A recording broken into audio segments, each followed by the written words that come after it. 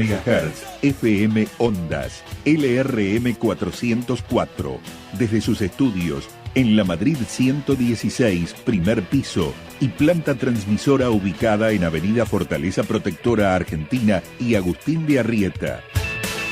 Cooperativa de Trabajo Ondas del Sur Limitada. El pronóstico del tiempo en Miradas de Radio.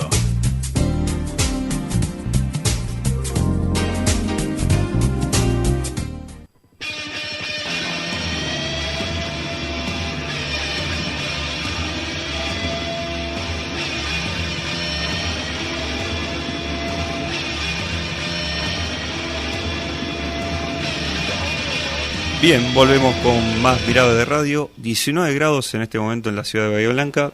Tenemos una nota, ¿no, Charlie? Sí, está en línea de teléfonos con nosotros Vanina Minotti.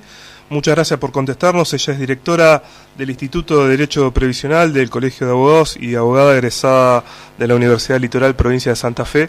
Gracias por atendernos y por tu predisposición y amabilidad. Resultó bastante difícil conseguir un abogado previsionalista en Bahía Blanca. Pensé que había más. Muchas gracias, buenos días, acá estamos durante la feria para trabajar también. Sí, no somos muchos los que hacemos Derecho Previsional en Bahía Blanca, y ya de paso, si hay algún abogado escuchando, invitarlo al instituto, que no somos demasiados miembros, para que se acerquen, para convocar, es un buen ámbito. Así que doblemente gracias entonces. Materia. Bueno.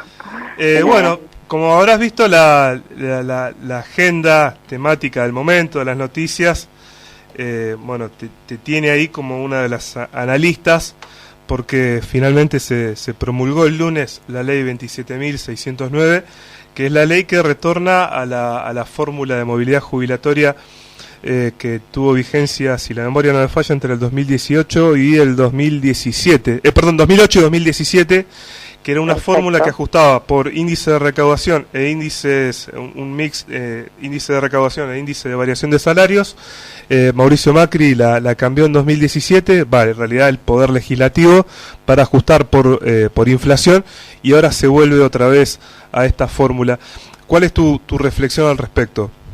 Sí, se vuelve a la fórmula que estuvo vigente entre el 2008 y el 2017, que era la fórmula que se había promulgado durante el gobierno de Cristina Kirchner. La diferencia que tiene con esa ley es que ahora van a ser 4 aumentos anuales, y antes eran 2 nada más, en septiembre y en marzo y septiembre. Ahora va a ser el primero es en marzo. Junio, claro, marzo, junio, septiembre y diciembre. Así van a ser los aumentos durante este año. Efectivamente, la fórmula es un mix de índice salarial, que va a ser un mix entre RIPTE e índice del INDEC, índice de salarios del INDEC, y un 50% de recaudación neta de recursos tributarios del ANSES por beneficio. Esa es la parte que todavía no sabemos cómo se va a calcular, por eso no sabemos bien cuánto va a terminar dando la fórmula de movilidad. La crítica que se puede hacer a esta ley, bueno, primero vamos a ir un poquito para atrás para hacer la crítica, y es que en diciembre, con la ley de emergencia, se suspende la ley de movilidad que estaba en vigencia durante el gobierno de Mauricio Macri. ¿Y qué dice la ley de emergencia? Que bueno, que atento al contexto, esto era antes de la pandemia. Claro, recién la mencionábamos, sí, la 27.541, sí. Sí, exacto. Que estableció 9 emergencias. Una emergencia antes de la pandemia, ya establece una emergencia porque considera que el sistema previsional está en emergencia, que eso es lo que hemos estado impugnando, porque para nosotros no estaba en emergencia en ese momento, y dice que va a suspender los aumentos que estaba dando la ley que se había sancionado durante el gobierno de Macri, que preveía una inflación, que preveía 70% de inflación y 30% de índice salarial. Dice que la va a suspender, y en el lugar de dar los aumentos que correspondían, da aumentos al arbitrio del Poder Ejecutivo, 4 aumentos en el año también. ¿Qué pasa?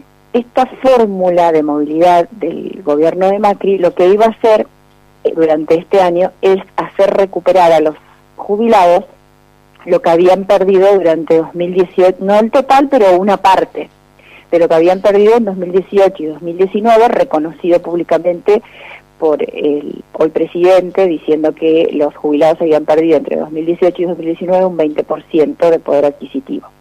Entonces, la ley de Macri, si bien tenía como punto bueno, digamos, un 70% de inflación en su fórmula, lo que tenía de muy malo era que tenía un rezago, le llamamos. ¿Por qué? Porque en este año iba a impactar la inflación del año anterior. Cuando se dieron cuenta en diciembre, cuando asumieron, pues yo supongo que ya lo sabían, que la inflación que había sido muy alta de 2019 iba a impactar en la totalidad de las jubilaciones, asignaciones, etcétera, y que no iba a alcanzar para pagar, la suspendieron.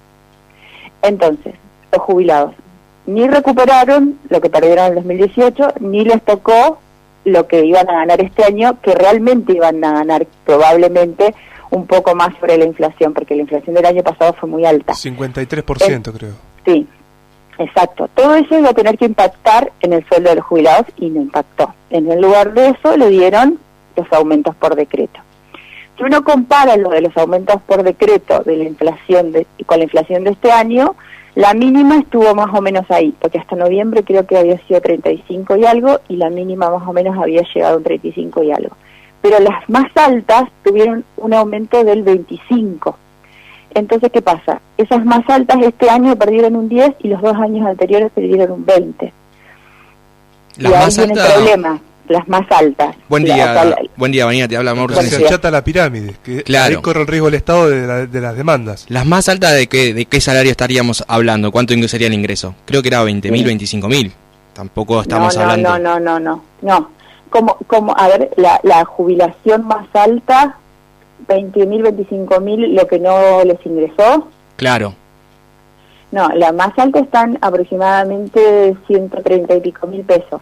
¿Y dónde se hacía el corte en la que sí estuvieron ese 35% de aumento y otros perdieron ese 10%? ¿A partir de qué monto? En el primer aumento. Se dio una suma fija de 1.500 pesos, ¿sí? Sí. Y un 2,3%. Entonces, cuando vos le aplicás un 1.500 pesos a una jubilación de 100.000 pesos, en la torta, digamos, de los 100.000 pesos, eso te implica 1.500 pesos, un 1% de aumento, ¿me entendés? Exactamente. 1,5% de aumento. En cambio, en la de 18.000 pesos es un 10% de aumento casi, ¿me entendés? Exactamente. Entonces, de esa manera se achicó en el primer aumento. Ahí el primer aumento fue el problema. ¿Y qué pasa con todos estos aumentos que nos están dando? Estos aumentos que nos están dando y que no se dieron durante el año, lo que hicieron fue achicar la base, ¿sí?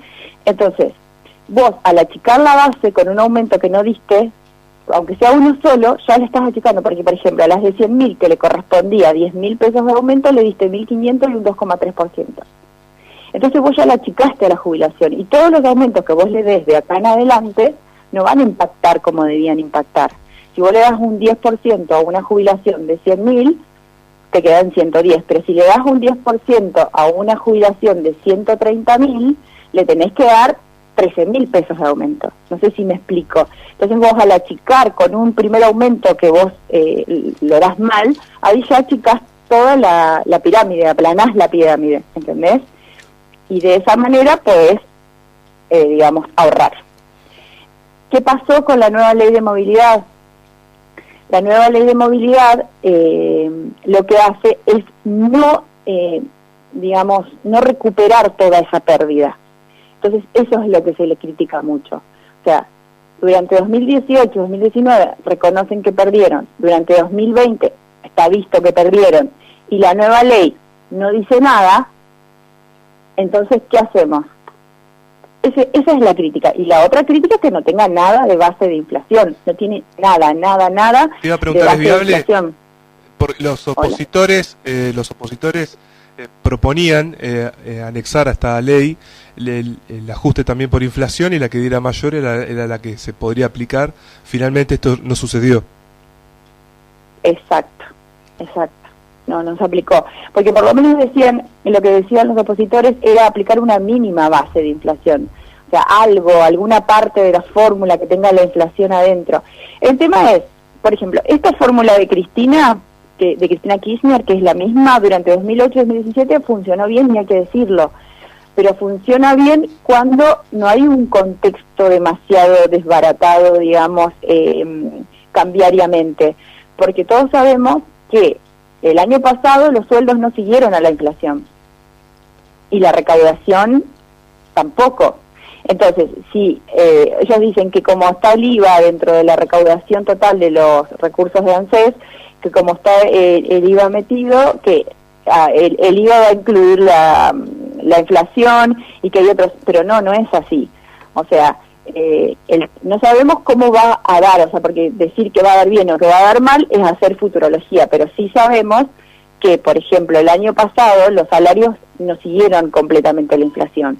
Entonces, eso que implica una pérdida real de poder adquisitivo por parte de los jubilados, que ya venían perdiendo desde hace mucho y ahora, y ni siquiera fue que las mínimas están bien ahora, porque ni siquiera podemos decir, bueno, las mínimas se recuperaron un montón, no, las mínimas están en lo que tenían que estar, porque ese era